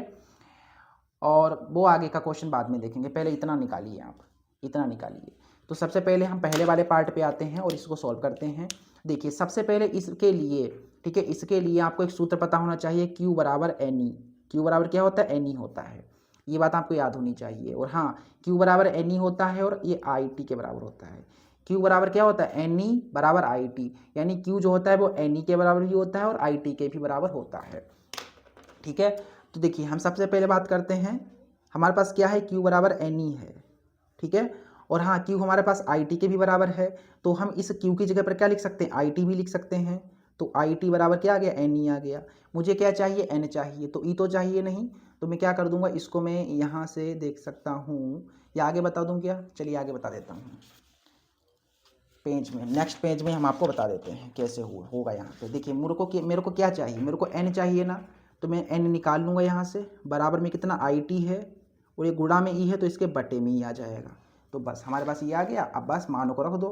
देखो N हमें पता करना है, I हमें कितना दे रखा है मेरे भाई, I देखिए यहाँ से कितना दे रखा है 5, कैपिटल I मान लीजिए इसको। T कितना दे रखा है 8, और E का मान याद रखिएगा, E का मान हमें आपको देखिए बोर्ड एग्जाम में यहाँ लिखा होगा नीचे, E का मान आपको यहाँ से लिखा होगा कि E बराबर जो है वो होता है 1.6 गुणा 10 की पावर -19, ठीक है, ये होता है E का मान। E क्या है, E आपका इलेक्ट्रॉन पर आवेश, ठीक है, इलेक्ट्रॉन पर आवेश हमको E का मान पता होना चाहिए, 1.6 गुणा 10 की पावर -19 होता है, ये आपको याद कर लेना है। ये E बराबर होता है 1.6 गुणा 10 की पावर -19। तो जो E है इसकी जगह पर लिख देंगे 1.6 गुणा 10 की पावर -19। इसका पॉइंट काटने पर ऊपर 0 बढ़ जाएगा 1, ठीक है। तो मैं कह सकता हूँ कि यहाँ से 4 से काटूँ 4 दूनी 8, 4 चक्कू 16, 2 से काटूँ तो 2 दूनी 4, और इसको काटूँ मैं 2 से, 2 दूनी 4, 2 पंचे 10, यानी ये आ गया 25 गुना, देखिए माइनस, जब 10 की पावर -19 है उसको ऊपर भेजोगे तो 10 की पावर जो पावर होगी वो आपकी जो निगेटिव पावर है वो आपकी पॉजिटिव हो जाएगी, 10 की पावर 19 हो जाएगा। यानी मैं कह सकता हूँ N बराबर 2.5 गुना 10 की पावर एक पावर यहाँ से क्या हो जाएगी, बढ़ जाएगी, ठीक है, क्या हो जाएगी, बढ़ जाएगी, नहीं कट जाएगी, थोड़ी कम हो जाएगी। तो n हमारे पास क्या इतना आ जाएगा 2.5। आप यहाँ पे भी छोड़ सकते हैं, यहाँ पे भी छोड़ सकते हैं। मैंने ऐसा क्यों किया, देखिए इसको मैं अगर 10 से मैंने गुणा करा दिया और 10 से मैंने भाग करा दिया, ठीक है, मैंने क्या करा यहाँ पर 10 से मैंने गुणा करा दी और 10 से भाग कर दिया, ठीक है। देखिए आपने ये कैसे लिखा, देखिए सबसे पहले आपको यहाँ पे लिखना अगर नहीं आता तो देखिए n बराबर ये 25 है ना यहाँ पे, तो मैं 25 को क्या लिख सकता हूँ 2.5 गुना 10 लिख सकता हूँ, और इधर कितना है तुम्हारे पास 10 की पावर 19 है, तो ये हो जाएगा n बराबर 2.5 गुना, ये देखिए पावर में 1 है तो 19 और 1 20 हो जाएगी, तो 10 की पावर कितनी हो जाएगी 20, सॉरी 18 नहीं 20 आएगा, 18 नहीं कितना आएगा 20 आएगा। अच्छा ये कैसे करना है आपको, मैं इतना कुछ करना है क्या, इतना कुछ नहीं करना है आपको, क्या करना है देखिए, आप यहाँ से जब एक संख्या छोड़ के पॉइंट लगाएंगे, जब एक संख्या छोड़ के पॉइंट लगाएंगे तो उधर आपकी एक पावर बढ़ जाएगी। जैसे आपने एक संख्या छोड़ के यहाँ पॉइंट लगाया तो एक संख्या छोड़ के एक पॉइंट लगाया, मतलब एक ऊपर पावर बढ़ जाएगी। जैसे पावर आपकी 19 है ना, तो कितनी हो जाएगी 20 हो जाएगी, इस तरीके से सोचिएगा, ठीक है, इस तरीके से आपको करना था। आगे हाँ और क्या निकालना था मुझे, आगे हमें बताया गया है कि यदि परिपथ का प्रतिरोध, देखिए प्रतिरोध हमको दे रखा है, अगर प्रतिरोध 20 है, बताया गया है कि अगर प्रतिरोध को R से प्रदर्शित करते हैं, याद रखिएगा प्रतिरोध कितना है 20 है, तो R हमको दे रखा है 20 ओम, तो आपको बतानी है ऊष्मा, ऊष्मा यानी कि H हमें बताना है। तो देखिए H बराबर क्या होता है, H बराबर क्या होता है, H बराबर क्या होता है मेरे भाई, पता है क्या आपको, तो H बराबर क्या होता है मेरे भाई I² RT, ठीक है। तो देखो H बराबर क्या हो जाएगा I², I कितना था, I कितना था मेरे भाई, I कितना था इसमें, देखिए धारा जो थी 5 थी, तो यहाँ से हो जाएगा 5, स्क्वायर है तो स्क्वायर लगाओ, R कितना है आपका, देखिए R 20 है, और T कितना है आपका, टाइम 8 था, 8 सेकंड था ना, तो H बराबर देखो 25 गुना 20 गुना 8, तो H बराबर देखिए 25 गुना 50 और 50 का 8 गुना 400 और एक ये जीरो, तो कितनी आएगी भाई, जूल में आएगी। देखो ऊष्मा का जो मात्रक होता है वो जूल होता है, तो हमारे पास जो H आ गया है वो 4000 जूल आ जाएगा। इस तरीके से आपको इस क्वेश्चन को करना था, कुछ नहीं था इसमें, धारा दे रखी थी और समय दे रखा था, और मुझे निकालना था इलेक्ट्रॉनों की संख्या। तो इलेक्ट्रॉनों की संख्या निकालने के लिए Q बराबर NE होता है, और Q की जगह पर मैं क्या लिख सकता हूँ, IT भी लिख सकता हूँ, क्योंकि ये तीनों बराबर होते हैं। तो Q बराबर अगर NE है तो Q की जगह पर मैं IT लिख सकता हूँ, क्योंकि मुझे Q की जरूरत नहीं है, तो हम Q की जगह पर IT लिख देंगे, फिर हम इसको सॉल्व करके वो निकाल लेंगे n, ठीक है। इस तरीके से हमें इस क्वेश्चन को करना था। अगला क्वेश्चन देखिए क्या है, नेक्स्ट क्वेश्चन हमारे पास अथवा वाला क्वेश्चन है, दो चुंबकीय बल रेखाएं एक दूसरे को प्रतिच्छेद क्यों नहीं करती, ये मुझे बताना है। इसमें दो चुंबकीय बल रेखाएं जो हैं वो एक दूसरे को प्रतिच्छेद क्यों नहीं करती, ये मुझे बताना। और हाँ ये क्वेश्चन इंपॉर्टेंट है, ठीक है, दो चुंबकीय रेखाएं एक दूसरे को प्रतिच्छेद क्यों नहीं करती हैं वो मुझे बताना है। भाई क्वेश्चन कहाँ है ये वाला, हाँ ये देखिए, ये क्वेश्चन में लिख के रखा हुआ है। देखिए दो चुंबकीय बल रेखाएं एक दूसरे को प्रतिच्छेद क्यों नहीं करती, मोस्ट इंपोर्टेंट क्वेश्चन है, मोस्ट इंपोर्टेंट क्वेश्चन है, याद रखिएगा ये क्वेश्चन, ठीक है, मोस्ट इंपोर्टेंट क्वेश्चन है। देखिए दो चुंबकीय बल रेखाएं एक दूसरे को प्रतिच्छेद क्यों नहीं करती, इसका कारण ये होता है मेरे भाई, इसका कारण आप सीधा सा बोर्ड एग्जाम में ये लिखेंगे कि क्योंकि दो चुंबकीय बल रेखाएं एक दूसरे को प्रतिच्छेद नहीं करती, क्योंकि यदि वे ऐसा करती हैं, यदि वे एक दूसरे को प्रतिच्छेद करती हैं, यदि वे ऐसा करती हैं तो प्रतिच्छेदन बिंदु पर चुंबकीय क्षेत्र की दो अलग अलग दिशाएं होंगी, जो कि संभव नहीं है। मतलब समझिए बात को, मान लीजिए दो आपकी बल रेखाएं, एक ये बल रेखा है और एक ये बल रेखा ये है, ये एक दूसरे को प्रतिच्छेद करेंगी, नहीं करेंगी, कभी नहीं करेंगी।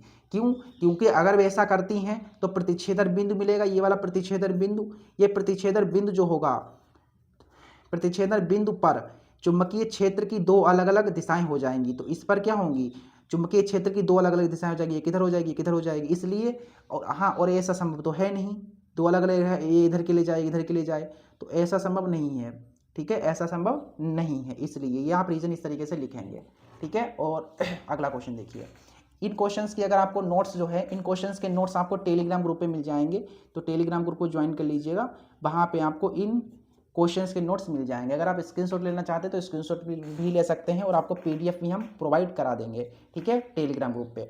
अगला क्वेश्चन देखिए, इसके बाद देखिए अगला क्वेश्चन क्या है, अगला क्वेश्चन कह रहा है कि चुंबकीय बल रेखाओं के गुणों को लिखिए। तो चुंबकीय बल रेखाओं के गुण क्या होते हैं, तो चुंबकीय जो बल रेखाएं हैं उनके गुण देखिए।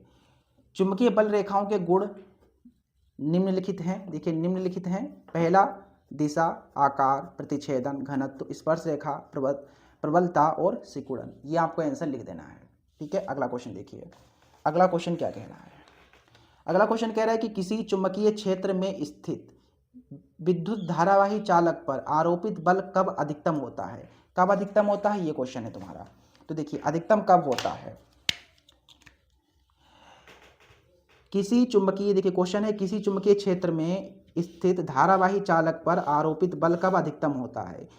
कब अधिकतम होता है? जब विद्युत धारा की दिशा चुंबकीय क्षेत्र की दिशा के क्या हो, लंबवत हो।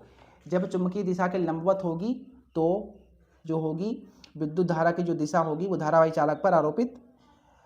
तो देखिए यहाँ पे देखिए, जब विद्युत धारा की दिशा चुंबकीय क्षेत्र की दिशा के लंबवत होगी तब धारावाही चालक पर आरोपित बल जो होगा वो अधिकतम होगा। ठीक है, ये क्वेश्चन तुम्हारा इस तरीके से हो जाएगा। आपको क्या करना है, इस क्वेश्चन को बिल्कुल याद कर लेना है, बोर्ड एग्जाम में ये आ सकता है, इंपॉर्टेंट है। और ये जो क्वेश्चन मैंने लिखवाए सारे इंपॉर्टेंट हैं, थ्योरी बेस्ड हैं, तो आपको थोड़ा बहुत याद करना पड़ेगा। इनकी डेफिनेशंस, इनके रीजंस आपको याद करने पड़ेंगे। ठीक है, चलिए आगे देखते हैं फिर। ठीक है, आगे देखते हैं अगला क्वेश्चन। देखिए ये हमारे फिजिक्स कंप्लीट हो चुकी है। अब हम बात करते हैं केमिस्ट्री की। देखिए केमिस्ट्री में हमारे पास, देखिए ये बहुत जल्दी हो जाएंगे, ये 10-15 मिनट में ये पूरे खत्म हो जाएगी। देखना अभी कह रहे हैं कि निम्नलिखित यौगिकों के संरचना सूत्र लिखने हैं। एथेनोइक अम्ल है, एक क्लोरोप्रोपेन, ये सबके संरचना सूत्र लिखने हैं। तो देखिए संरचना सूत्र देखिए यहाँ पे है। सबसे पहले हम बात करते हैं, हमें संरचना सूत्र लिखनी है। अगर देखिए संरचना सूत्र लिखना मैंने एक स्पेशल वीडियो में बता रखा है। संरचना सूत्र मैंने एक वीडियो में बता रखा है, उसे आप देख लीजिए। आपको बिल्कुल बहुत ही अच्छे तरीके से संरचना सूत्र बनाना आ जाएगा। किसी भी यौगिक का आप संरचना सूत्र बनाने लगेंगे तो वो क्लास आप देख लीजिएगा। आई बटन पे आपको यहाँ पे देखोगे, आई बटन पे यहाँ पे वो लिंक मिल रही है, वहाँ पे क्लिक कीजिए और आप पहले संरचना सूत्र सीख लीजिए, फिर आप यहाँ पे आइए। ठीक है, और यहाँ पे अगर आप चाहते हैं इस वीडियो की तो लिंक मैं डिस्क्रिप्शन में डाल दूंगा, वहाँ से भी आप देख लेना।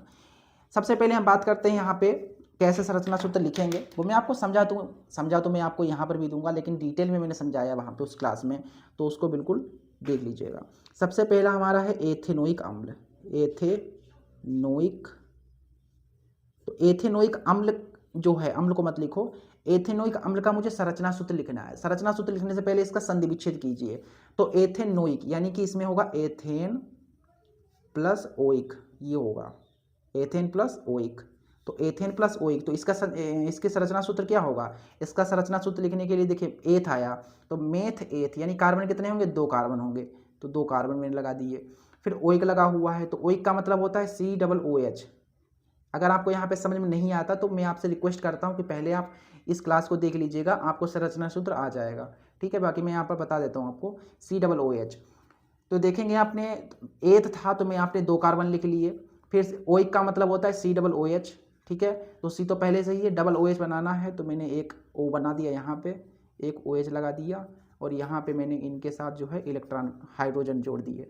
तो ये जो हो गई है संरचना हो गई है एथेनोइक अम्ल की। अगला देखिए, अगला हमारे पास है एक क्लोरोप्रोपेन। एक क्लोरोप्रोपेन, तो एक नंबर पे आपको क्लोरो लगाना है और प्रोपेन, तो प्रोप प्लस एन। देखिए प्रोपेन का संधि विच्छेद क्या होगा? प्रोप प्लस एन, यानी कि प्रोप का मतलब मेथ एथ प्रोप, यानी कि 3 कार्बन होंगे। तो इसका मतलब 1 2 3 कार्बन। और एन का मतलब क्या होंगे? सबके बीच में एक एक बंद होगा, एक एक बंद होगा सबके बीच में,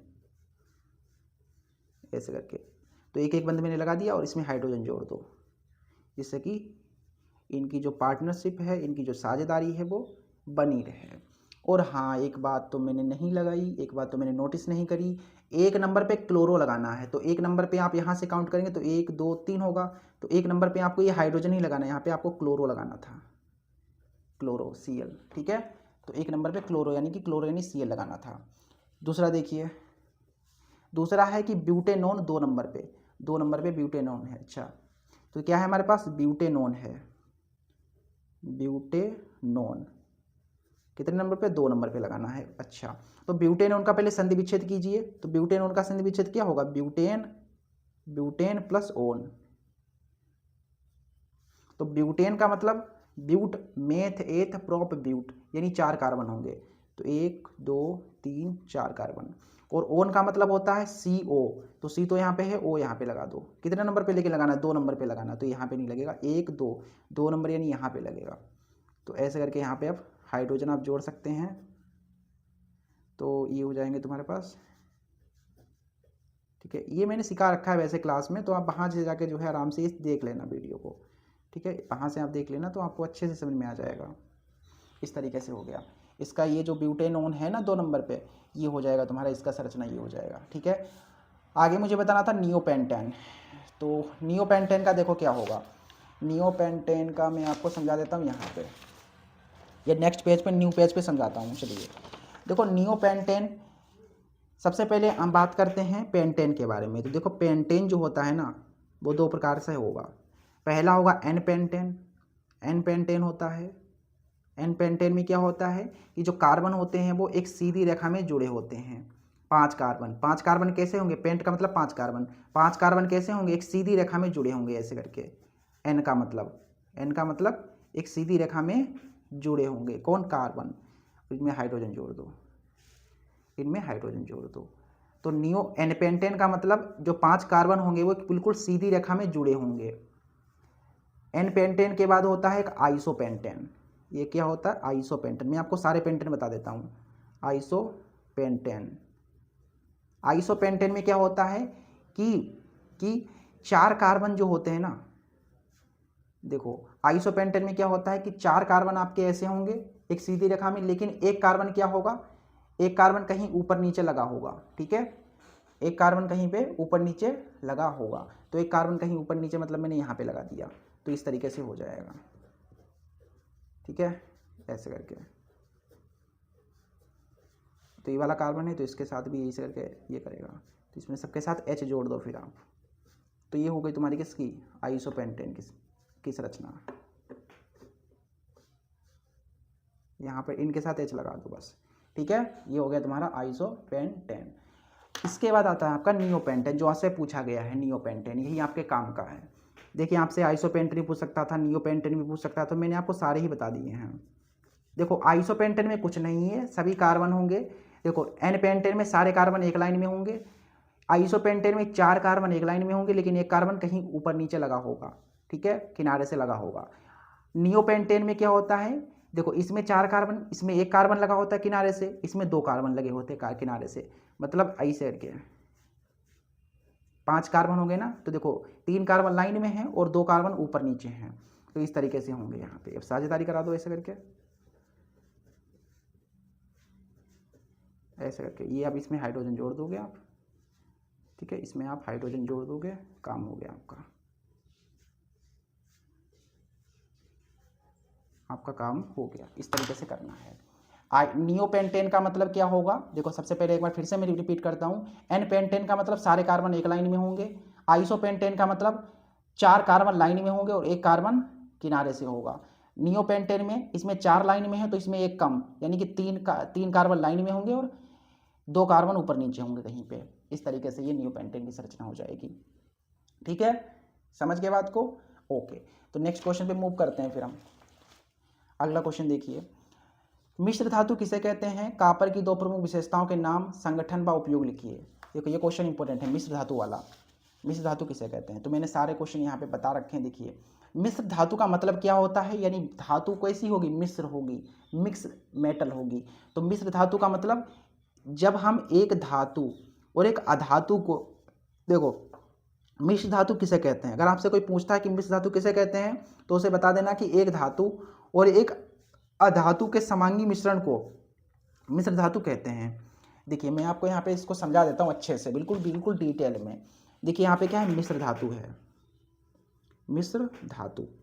तो देखो धातु को, धातु मिला लो यहाँ पे, धातु प्लस धातु मिल जाएगी, मतलब 2 धातुओं को मिला दो या 2 से अधिक धातु, मतलब 2 या 2 से अधिक धातुओं को मिलाओ तो भी आपको क्या मिलेगी? मिश्र धातु ही मिलेगी, मिश्र धातु ही मिलेगी।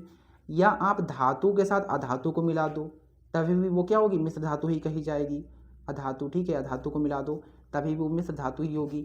मतलब 2 धातुओं को मिलाओ 2 या 2 से अधिक धातुओं को मिलाओ तभी भी मिश्र धातु मिलेगी, या एक धातु और एक अधातु को मिला दो तब भी एक मिश्र धातु मिलेगी। तो इसका मतलब ये हो गया कि 2 या 2 से अधिक धातुओं अथवा एक धातु और एक अधातु के समांगी मिश्रण को मिश्र धातु कहते हैं। समझ गए बात को? तो मिश्र धातु की परिभाषा आपको पता चल गई। एक धातु और एक अधातु के समांगी मिश्रण को मिश्र धातु कहते हैं। कॉपर के दो उपयोग क्या हैं? तो कॉपर के दो उपयोग देखिए, कॉपर के दो प्रमुख क्या बताना था, कॉपर की दो प्रमुख मिश्र धातु के नाम। अच्छा, कॉपर की दो प्रमुख मिश्र धातु के नाम। तो पहली मिश्र धातु कौन सी होगी बताओ? कॉपर की दो प्रमुख मिश्र धातु कौन सी होंगी? इसमें कॉपर भी हो तो पहली तो होगी कांसा। कांसा में क्या होता है? तांबा और टिन होती है। और एक होता है पीतल, इसमें तांबा और टिन होती है। तांबा का मतलब कॉपर ही होता है। ठीक है, तो इस तरीके से कांसा और पीतल आपका जो है मिश्र धातु के नाम हो जाएंगे।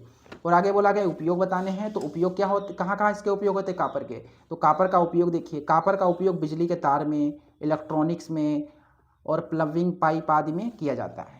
ठीक है, तो इसके पीडीएफ आपको जो है, अगर आप लोग चाहते हैं कि इसकी पीडीएफ मैं आपको प्रोवाइड कराऊं तो टेलीग्राम ग्रुप को ज्वाइन कर लीजिएगा। वहाँ पे मैं इसकी पीडीएफ आपको दे दूंगा।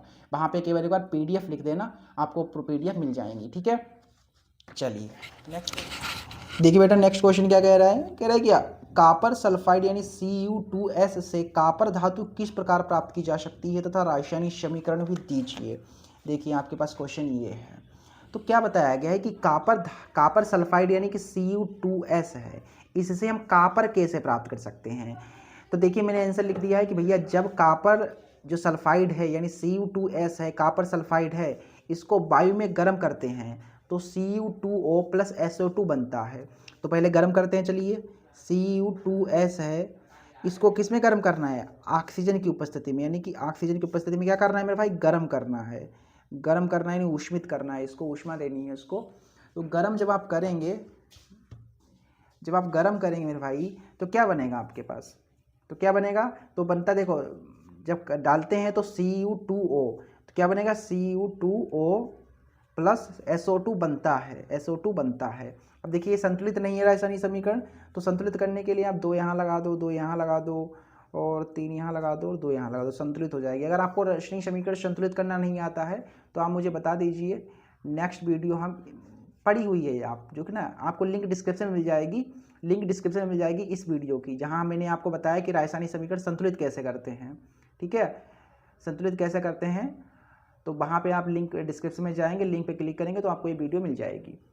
ठीक है, अगर आप लोग कमेंट करेंगे तो मैं न्यू वीडियो में बनाकर भी आपको बता दूंगा, नई क्लास लाऊंगा संतुलित कैसे करते रासायनिक समीकरणों। ठीक है, अगर आता है संतुलित करना तो बहुत बढ़िया बात है। देखो हमने क्या किया, हमने जब कॉपर सल्फाइड को गर्म करा तो कॉपर ऑक्साइड और सल्फर डाइऑक्साइड मिल गया। अब हम क्या करते हैं, पहले मैंने ये काम किया, अब मैं क्या करूँगा, अब मैं ऐसा करूँगा कि ये जो Cu2 है, Cu2O है, और ये जो सल्फर डाइऑक्साइड मुझे प्राप्त हुआ है, इसको मैं क्या करूँगा, ये आपस में रिएक्शन करेंगे मेरे भाई।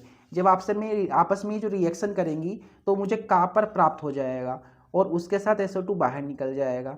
संतुलित करने की बात है तो यहाँ पर 6 कर सकते हो, यहाँ पे 2 कर दो तो 6 हो जाएगा, यहाँ से 2 दूनी 4, तो 2 दूनी 4 हो गया। ये Cu है, ठीक है, तो गया तुम्हारे पास 6 Cu, इधर कितना हो गया? 2 दूनी 4, सही है, हो गया। ठीक है, इधर तुम्हारे पास क्या है, ये सही है ना, बिल्कुल Cu2O है ना, ये तुम्हारा Cu2O है। ये किससे करेगा? कॉपर सल्फाइड से, सॉरी कॉपर सल्फाइड से ही करानी है, SO2 से नहीं करानी है। ये कॉपर सल्फाइड जो है ना, इसी से करानी है, तब आपको ये मिल जाएगा। ठीक है, इस तरीके से आपका जो है हो गया आराम से। चलिए नेक्स्ट क्वेश्चन आपको बताते हैं। ये क्वेश्चन वैसे इतना इंपॉर्टेंट था नहीं, ठीक है, हो सकता है बोर्ड एग्जाम में इतना इंपॉर्टेंट नहीं है, आप मतलब मान के चलो नहीं आएगा ये क्वेश्चन। ठीक है, नहीं आएगा बोर्ड एग्जाम में। अगला देखो, कह रहे हैं कि संक्षिप्त टिप्पणी लिखिए, निम्नलिखित पर संक्षिप्त टिप्पणी लिखिए। पहला उदासीनीकरण अभिक्रिया पर टिप्पणी लिखनी है, प्लास्टर ऑफ पेरिस पर टिप्पणी लिखनी है, पीएच मान पर टिप्पणी लिखनी है। देखिए मोस्ट इंपोर्टेंट है ये दोनों टिप्पणी, तीनों टिप्पणी बहुत इंपॉर्टेंट है, ये बोर्ड एग्जाम में आती है। देखिए 2 2 2 2 2 2 यानी 6 नंबर की टिप्पणी है। टिप्पणी लिखने के लिए 6 नंबर में क्वेश्चन आते हैं। ठीक है, 6 नंबर में जो है टिप्पणी लिखने के लिए आपको क्वेश्चन दिया जाएगा और वहाँ पे आपको टिप्पणी लिखनी पड़ेगी मेरे भाई। ठीक है, तो चलिए अब हम आगे देखते हैं।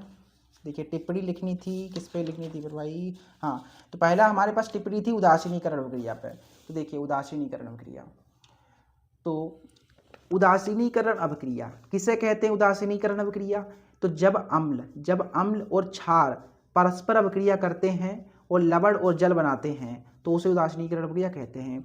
यानी एक अम्ल है यहाँ पे और एक क्षार है, ये दोनों आपस में अभिक्रिया करेंगे तो क्या बनेगा, लवण और जल बनेगा, लवण बनेगा और जल बनेगा। ये कैसे हुआ सर जी, रिएक्शन करके दिखाइए ज़रा। चलिए रिएक्शन ले लेते, अम्ल अम्ल कोई एक अम्ल ले लीजिए, तो मैंने जैसे HCl ले लिया, ठीक है, और क्षार लेने के लिए मैं ले सकता हूँ यहाँ से NaOH ले लेता हूँ, सोडियम हाइड्रोक्साइड, ठीक है। तो लवण बनेगा यानी कि Na, देखिए ये आ जाएगा Na के साथ NaCl, क्या बचेगा NaCl, और क्या बचा हुआ H2 बचे हुए यानी H2O, यानी जल बाहर निकल गया। तो NaCl यानी कि नमक, ये क्या है, लवण है। तो आपसे अगर कोई पूछ दे नमक क्या होता है, नमक, NaCl का मतलब नमक ही तो सोडियम क्लोराइड यानी नमक है, तो नमक क्या है, लवण है, नमक एक प्रकार के लवण है, तो लवण है, और देखिए जल है। और ये क्या था आपका, ये अम्ल था और ये आपका क्षार था। देखिए अम्ल और क्षार ने अभिक्रिया करके क्या बनाया, लवण बनाया और जल बनाया, इसलिए हम इसे उदासीनीकरण अभिक्रिया कहते हैं। अगला क्वेश्चन देखेंगे, अगली टिप्पणी हमारी थी प्लास्टर ऑफ पेरिस के ऊपर। तो जब जिप्सम को, देखिए प्लास्टर ऑफ पेरिस क्या है, प्लास्टर ऑफ पेरिस बनता कैसे, ये आप समझिए। जब जिप्सम को 150 डिग्री सेल्सियस पर गर्म किया जाता है तो जल के अणु निकल जाते हैं, जब आप गर्म करोगे तो जल तो बाहर बाष्पीकृत हो जाएगा और प्लास्टर ऑफ पेरिस बनता है। अच्छा, प्लास्टर ऑफ पेरिस बनना आपने सीख लिया कैसे बनाते हैं। अब देखिए कैसे हम बनाएंगे, कैसे, रिएक्शन से समझो, रिएक्शन से समझो, आपको तो पता चल गया। जब हम जिप्सम को 150 डिग्री सेल्सियस पे गर्म करेंगे तो क्या बन जाएगा, प्लास्टर ऑफ पेरिस बन जाएगा। यानी जिप्सम का सूत्र क्या होता है, बताइए बताइए बताइए, जिप्सम का सूत्र क्या होता है। तो देखिए क्या बोला गया है, जिप्सम को, यानी जिप्सम को मुझे गर्म करना है 150 डिग्री सेल्सियस पे, तो जिप्सम का सूत्र बताओ क्या होता है, ये होता है CuSO4.2H2O, ये होता है जिप्सम का सूत्र। इसे मुझे गर्म करना है 150 डिग्री सेल्सियस पे गर्म करना है। जब आप गर्म करेंगे तो इससे जल जो है वो उड़ जाएगा, जल निकल जाएगा और हमारे पास प्लास्टर ऑफ पेरिस बनेगा। तो प्लास्टर ऑफ पेरिस का सूत्र क्या होगा, CuSO4.1/2H2O, ये सूत्र हो जाएगा प्लास्टर ऑफ पेरिस का। देखिए जल हमारे पास 2 पार्ट में था, आधे पार्ट में चला गया, यानी बचा आपके पास, देखो 2 था उसमें से आधा यहाँ पे चला गया, यानी बचा होगा 1.5, यानी 1.5 H2O यहाँ बचेगा। ये आपका रिएक्शन हो जाएगा, ठीक है। इस ऐसे आप रिएक्शन भी दे सकते हैं। ये बता देना आपका, ये जिप्सम है, ठीक है, ये जिप्सम है और ये प्लास्टर ऑफ पेरिस है, प्लास्टर ऑफ पेरिस है, जो भी है आपका वो लिख देना, ठीक है। अगला देखिए कौन सी टिप्पणी थी, अगली टिप्पणी हमारी कौन सी थी, बताइए। नेक्स्ट टिप्पणी मुझे किस पे लिखनी थी, मुझे लिखनी थी पीएच मूल्य के ऊपर टिप्पणी लिखनी थी। अगली टिप्पणी हमारी थी पीएच मूल्य पे। तो देखिए पीएच मूल्य बहुत इंपॉर्टेंट है, ठीक है। देखिए तो पीएच मूल्य पे कभी भी टिप्पणी लिखने के लिए आ जाए तो आपको लिखना क्या है कि पीएच मान आपको बता देना क्या होता है। तो पीएच मान किसी विलयन में उपस्थित H+ आयन का ऋणात्मक लघुगुणक होता है, यानी कि पीएच मान क्या होता है, ऋणात्मक यानी कि माइनस लघुगुणक होता है। लघुगुणक होता है किसका, H+ का। तो ये हो जाएगा आपका एक्सप्रेशन, ठीक है, ये एक्सप्रेशन हो जाएगा। और हाँ, और थोड़ा बहुत और बढ़ा के थोड़ा लिखना है तो आप ये लिख सकते हो कि जब पीएच मान 0 से अधिक और 7 से कम होगा तो विलयन अम्लीय, बस 7 होगा, जब पीएच मान 7 आ जाए तो उदासीन होगा, और 7 से अधिक और 14 से कम होगा तो विलयन क्षारीय होगा। कैसे भैया, मैंने क्या बताया, जब विलयन का मान जब पीएच जो है, जब पीएच 0 से अधिक और 7 से कम हो तब विलयन कैसा होगा, अम्लीय होगा। और जब पीएच मान 7 आ जाए, जैसे जल है, जल का पीएच मान क्या होता है, 7 होता है, तो जल कैसा होता है, उदासीन होता है, ना अम्लीय होता है ना क्षारीय होता है। और क्षारीय कब होगा, जब पीएच मान 7 से अधिक होगा और 14 से कम होगा तो विलयन कैसा होगा, क्षारीय होगा। ऐसे करके आपको मैंने ये जो क्वेश्चन था, टिप्पणी थी, मैंने आपको बता दी है। 2-2 नंबर यानी 6 नंबर की टिप्पणी थी, मैंने आपको आराम से करा दी है।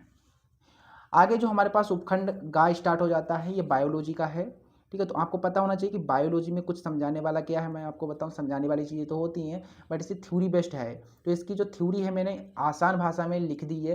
कहाँ मिल जाएगी आपको, टेलीग्राम पे मिल जाएगी। तो ये जो क्वेश्चन आपको दिख रहे हैं ये सारे के सारे आपको टेलीग्राम ग्रुप में जो PDF आपको मैं दूंगा, जो आपको मैं PDF दूंगा, वहाँ पे आपको ये सारे क्वेश्चन आपको दिखेंगे, आपको मिल जाएंगे, ठीक है। तो इस तरीके से मैंने आपको ये जो आपका 2025 का सेट नंबर 1 CJ था, उसके मैंने आपको फिजिक्स के सारे न्यूमेरिकल और जो थ्योरी आई हुई थी 1-2 क्वेश्चन की वो मैंने बता दी, और केमिस्ट्री के जो रिएक्शन हैं और जो कैसे क्या बनता है और फार्मूले वगैरह हैं, जो भी मतलब टिप्पणी वगैरह हैं और संरचना सूत्र है, पीएच मान जो भी है वो सब मैंने बता दिया है इस क्लास में।